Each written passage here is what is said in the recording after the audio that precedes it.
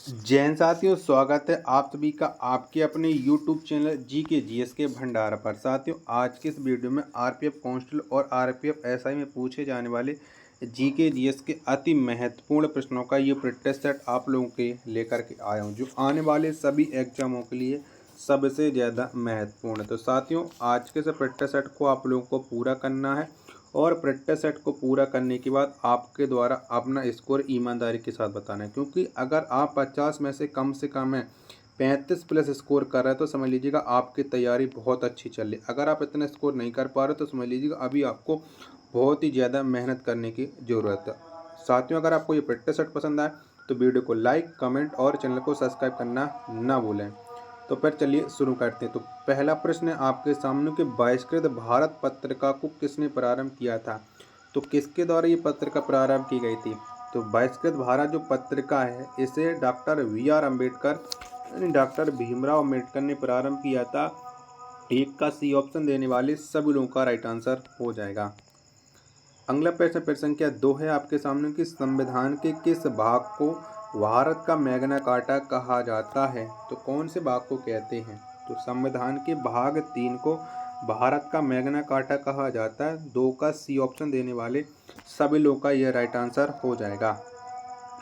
प्रश्न संख्या 3 है आपके सामने कि महाद्वीपों का महाद्वीप किसे कहा जाता है। तो बताओ किसे कहते हैं महाद्वीपों का महाद्वीप। तो एशिया को कहा जाता है। 3 का जितने भी लोग दे रहा है ए ऑप्शन बताने वाले सभी लोगों का राइट आंसर हो जाएगा। प्रश्न संख्या 4 है आपके सामने कि लाई जनजाति का निवास क्षेत्र कहाँ है। तो बताओ कहाँ पर पड़ता है लाई जनजाति का निवास क्षेत्र। तो ये पड़ता है म्यांमार में। प्रश्न संख्या 4 का राइट आंसर हो जाएगा ऑप्शन संख्या बी इस प्रश्न का राइट आंसर हो जाएगा। अगला प्रश्न संख्या 5 है आपके सामने कि विश्व का सबसे पुराना खाद्यान्न क्या है। तो बताओ कौन सा है विश्व का सबसे पुराना खाद्यान्न। तो ये है जौ। 5 का जितने भी लोग दे रहे हैं डी ऑप्शन उन सब का ये राइट आंसर हो जाएगा। अगला प्रश्न है आपके सामने प्रश्न संख्या 7 है आपके सामने कि सामवेद की गाने वाले विशेषक को क्या कहा जाता है। तो बताओ क्या कहते हैं सामवेद के विशेषक को। तो इसे कहा जाता है उद्गाता। तो छठवां का जितने भी लोगों ने ए ऑप्शन दिया था उन सब का ये राइट आंसर हो जाएगा। 7वां प्रश्न है आपके सामने कि मयूराक्षी नहर किस राज्य में स्थित है। तो बताओ कौन से राज्य में है मयूराक्षी नहर। तो ये है पश्चिम बंगाल राज्य में। 7 का जितने भी लोग दे रहे हैं डी ऑप्शन उन सब का ये राइट आंसर हो जाएगा। चलेगा। अगला प्रश्न आपके सामने प्रश्न संख्या 8 है कि अंकलेश्वर तेल क्षेत्र किस राज्य में स्थित है। तो बताओ कौन से राज्य में पड़ता है ये अंकलेश्वर तेल क्षेत्र। तो ये पड़ता है गुजरात राज्य में। 8 का जितने लोग दे रहे हैं बी ऑप्शन उन सब का ये राइट आंसर हो जाएगा। चलिएगा। प्रश्न संख्या 9 है आपके सामने कि भारत में लीड बैंक योजना कब प्रारंभ की गई। तो कब प्रारंभ हुई थी भारत में ये लीड बैंक योजना। तो इसे 1969 में प्रारंभ किया गया था। 9 का सी ऑप्शन देने वाले सभी लोगों का राइट आंसर हो जाएगा। 10वां प्रश्न है आपके सामने कि वह विदेशी मुद्रा जिसमें शीघ्र पलायन कर जाने की प्रवृत्ति होती है कहलाता है। तो बताओ वो कौन सी मुद्रा कहलाती है। तो वो कहलाती है गरम मुद्रा। 10 का ए ऑप्शन देने वाले सभी लोगों का राइट आंसर हो जाएगा। प्रश्न संख्या 11 है आपके सामने कि मनुष्य में गैस्ट्रिक रस कहाँ से स्रावित होती है। तो बताओ कहाँ से निकलता है मनुष्य में ये गैस्ट्रिक रस। तो ये निकलता है आमाशय से। 11 का ए ऑप्शन देने वाले सभी लोगों का राइट आंसर हो जाएगा। 12वां प्रश्न है आपके सामने कि मिताक्षरा का संबंध किस विधि से है। तो बताओ कौन से विधि से संबंध रखती है मिताक्षरा। तो इसका संबंध है हिंदू से। 12 का डी ऑप्शन देने वाले सभी लोगों का राइट आंसर हो जाएगा। 13वां प्रश्न है आपके सामने कि मार्तंड मंदिर कहाँ पर अवस्थित है। तो बताओ ये कहाँ पर है मार्तंड मंदिर। तो ये पड़ता है कश्मीर में। 13 का जितने भी लोग दे रहे हैं डी ऑप्शन उन सब का ये राइट आंसर हो जाएगा। 14वां प्रश्न है आपके सामने कि शुद्धि आंदोलन को किसने चलाया था। तो बताओ किसके द्वारा ये शुद्धि आंदोलन चलाया प्रारंभ किया गया था। तो ये किया था दयानंद सरस्वती ने। 14 का ए ऑप्शन देने वाले सभी लोगों का राइट आंसर हो जाएगा। साथियों, अगर आपको ये वीडियो यहाँ तक पसंद आई तो प्लीज़ आप लोग वीडियो को एक लाइक जरूर कर देना। चैनल को आप लोगों ने अभी तक सब्सक्राइब नहीं किया होगा तो चैनल को आप लोग जरूर सब्सक्राइब कर लेना। प्रश्न संख्या 15 आपके सामने कि संगम युगीन साहित्य किस शैली में लिखा गया है? तो ये कौन सी शैली में लिखा गया है? तो ये जो लिखा गया वो लिखा गया है काव्य शैली में। 15 का ए ऑप्शन देने वाले सभी लोगों का राइट आंसर हो जाएगा। 16वां प्रश्न है आपके सामने कि दीवान ए कोही की स्थापना किसने की थी? तो बताओ किसके द्वारा की गई थी? तो मोहम्मद बिन तुगलक ने दीवान ए कोही की स्थापना की थी। 16 का डी ऑप्शन देने वाले सभी लोगों का यह राइट आंसर हो जाएगा। 17वां प्रश्न है आपके सामने कि मध्यकालीन इतिहास का सर्वाधिक विवादास्पद शासक किसे माना जाता है? तो बताओ किसे माना जाता है? तो ये मोहम्मद तुगलक को माना जाता है सबसे विवादास्पद शासक है। 17 का बी ऑप्शन देने वाले सभी लोगों का राइट आंसर हो जाएगा। 18वां प्रश्न है आपके सामने कि पूर्व का मोती किसे कहा जाता है? तो कौन से देश को पूर्व का मोती कहते हैं? तो श्रीलंका को पूर्व का मोती कहा जाता है। 18 का ई ऑप्शन देने वाले सभी विद्यार्थियों का राइट आंसर हो जाएगा। 19वां प्रश्न है आपके सामने कि भारत भवन के वास्तुकार कौन था? तो कौन थे? तो भारत भवन का जो वास्तुकार था वो था चार्ल्स कोरिया। 19 का ई ऑप्शन देने वाले सभी लोगों का राइट आंसर हो जाएगा। 20वां प्रश्न है आपके सामने कि प्रसिद्ध गीत ये मेरे वतन के लोगों के रचयिता कौन है? तो किसके द्वारा ये मेरे वतन के लोगों गीत लिखा गया है? तो ये लिखा है कवि प्रदीप ने। डी ऑप्शन इसका राइट आंसर हो जाएगा प्रश्न संख्या 20 का। 21वां प्रश्न है आपके सामने कि डिफेंडिंग इंडिया पुस्तक के लेखक कौन है? तो किसके द्वारा ये डिफेंडिंग इंडिया पुस्तक को लिखा गया है? तो ये लिखा है जसवंत सिंह ने। 21 का सी ऑप्शन देने वाले सभी लोगों का यह राइट आंसर हो जाएगा। 22वां प्रश्न है आपके सामने क्रांति अमर रहे का नारा पहली बार कब दिया गया? तो कब दिया गया था क्रांति अमर रहे का ये नारा? तो ये दिया गया था 1928 में। 22 का ई ऑप्शन बताने वाले सभी विद्यार्थियों का राइट आंसर हो जाएगा। प्रश्न संख्या 23 है आपके सामने कि फादर ऑफ इंडियन अर्नेस्ट किसे कहा जाता है? तो किसे कहते हैं? तो ये बाल गंगाधर तिलक को कहा जाता है फादर ऑफ इंडिया अनरेस्ट। 23 का सी ऑप्शन देने वाले सभी लोगों का राइट आंसर हो जाएगा। 24वां प्रश्न है आपके सामने कि हिंदू तथा मुसलमान को किसने भारत की दो आंखें कहा था? तो ये किसके द्वारा कहा गया था? तो भारत की दो आंखें ये कहा था सैयद अहमद खान ने। 24 का बी ऑप्शन देने वाले सभी लोगों का राइट आंसर हो जाएगा। 25वां प्रश्न है आपके सामने कि किस वायसराय के शासनकाल में होम रूल लीग की स्थापना हुई थी? तो किसके समय हुई थी होम रूल लीग की स्थापना? तो लॉर्ड हार्डिंग के समय में हुई थी स्थापना। तो जितने भी लोग 25 का डी ऑप्शन दे रहे हैं उन सबका ये राइट आंसर हो जाएगा। 26वां प्रश्न है आपके सामने कि अंतर्राज्यीय परिषद का संबंध किस अनुच्छेद से है? ये आप लोगों को बताना है। चारों ऑप्शन आपकी स्क्रीन पर शो रहे हैं, तो बताइए। तो अंतर्राज्यीय परिषद को जो संबंध है वो है अनुच्छेद 263 से।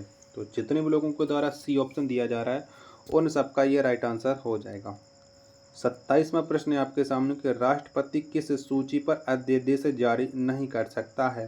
तो बताओ कौन सी सूची पर है राष्ट्रपति जारी नहीं कर सकता है? तो राज्य सूची पर जारी नहीं कर सकता है राष्ट्रपति। 27 का बी ऑप्शन देने वाले सभी लोगों का ये राइट आंसर हो जाएगा। प्रश्न संख्या 28 से आपके सामने कि लोक अदालत सर्वप्रथम किस राज्य में आयोजित की गई? तो कौन से राज्य में लोक अदालत को सर्वप्रथम किया गया था?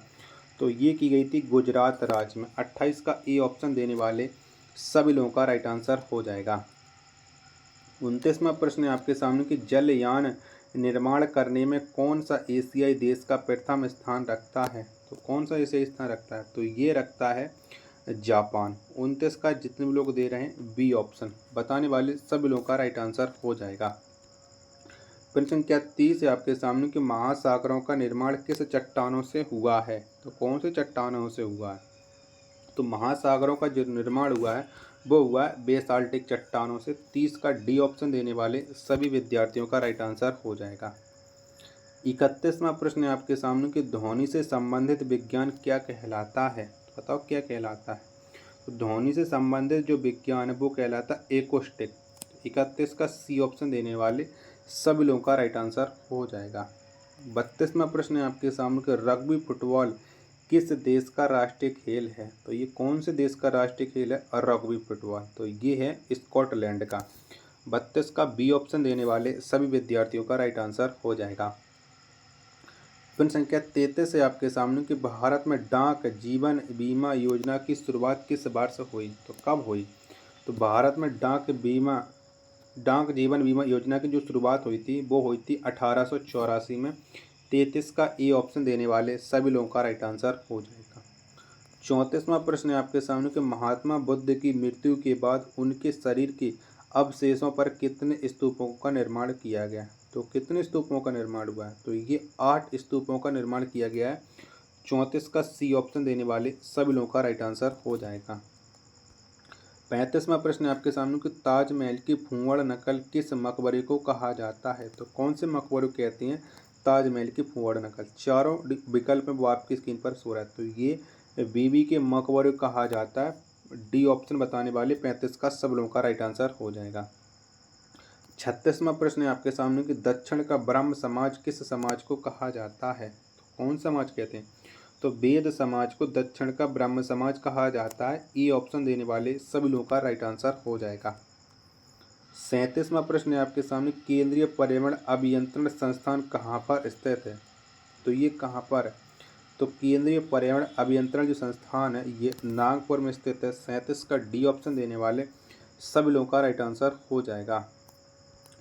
38वां प्रश्न है आपके सामने कि सर्वाधिक इंटरनेट उपयोगकर्ता वाला देश कौन है। तो कौन सा है, तो सबसे ज़्यादा इंटरनेट का जो उपयोग किया जाता है वो चीन देश में किया जाता है। 38 का सी ऑप्शन देने वाले सभी लोगों का राइट आंसर हो जाएगा। तो साथी लोग, अगर आपको ये वीडियो पसंद आए तो प्लीज़ आप लोग वीडियो को एक लाइक जरूर कर देना।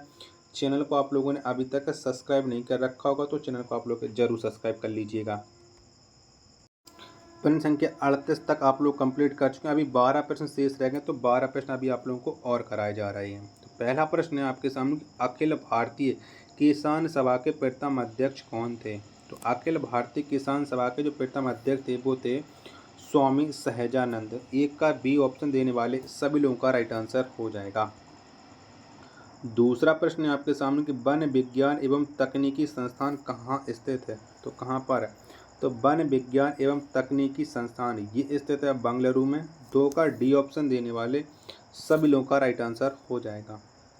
प्रश्न संख्या 3 है आपके सामने कि वेम्बनाड झील किस राज्य में है। तो कौन से राज्य में पड़ती है ये वेम्बनाड झील, तो ये है केरल राज्य में। 3 का ई ऑप्शन देने वाले सभी लोगों का राइट आंसर हो जाएगा।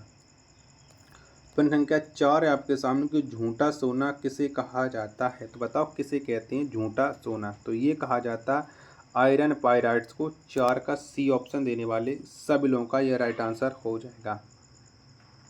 प्रश्न संख्या 5 है आपके सामने कि प्रथम दक्षेस खेल किस देश में खेला गया। तो बताओ कौन से देश में खेला गया, तो ये खेला गया था नेपाल में। 5 का डी ऑप्शन देने वाले सभी विद्यार्थियों का राइट आंसर हो जाएगा।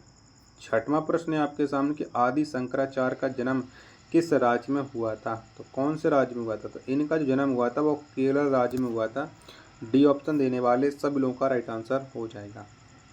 7वां प्रश्न है आपके सामने कि संथाल जनजाति किस राज्य में पाई जाती है। तो कहाँ पर पाई जाती है, तो झारखंड में संथाल जनजाति पाई जाती है।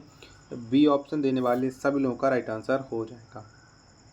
8वां प्रश्न है आपके सामने कि हिंदी दिवस किस तिथि को मनाया जाता है। तो कब मनाते हैं हिंदी दिवस, तो प्रत्येक वर्ष 14 सितंबर को हिंदी दिवस मनाया जाता है। 8 का डी ऑप्शन देने वाले सभी लोगों का राइट आंसर हो जाएगा।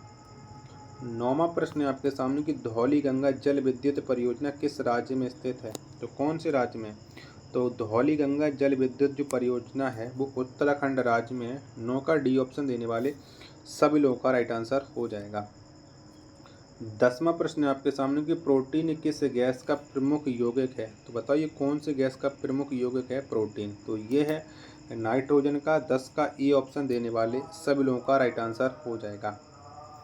11वां प्रश्न है आपके सामने कुतुबुद्दीन ऐबक का मकबरा कहाँ स्थित है। तो कहाँ पर पड़ता है कुतुबुद्दीन ऐबक का मकबरा, तो ये है लाहौर में। 11 का सी ऑप्शन देने वाले सभी लोगों का राइट आंसर हो जाएगा। और अंतिम प्रश्न आज के सेट का कि हिंदुस्तान सोशलिस्ट रिपब्लिकन आर्मी का गठन किसने किया। तो किसके द्वारा ये किया गया था, तो ये गठन किया गया था चंद्रशेखर आज़ाद के द्वारा। हिंदुस्तान सोशलिस्ट रिपब्लिकन आर्मी का। 12 का डी ऑप्शन देने वाले सभी लोगों का राइट आंसर हो जाएगा। तो साथियों, अगर आपको ये वीडियो पसंद आई हो तो प्लीज़ आप लोग वीडियो को लाइक कर दीजिएगा। चैनल को आप लोगों ने अभी तक सब्सक्राइब नहीं कर रखा होगा तो चैनल को आप लोग जरूर सब्सक्राइब कर लीजिएगा। मिलते हैं अपन नेक्स्ट वीडियो में, तब तक के लिए धन्यवाद। जय हिंद मेरे प्यारे साथियों।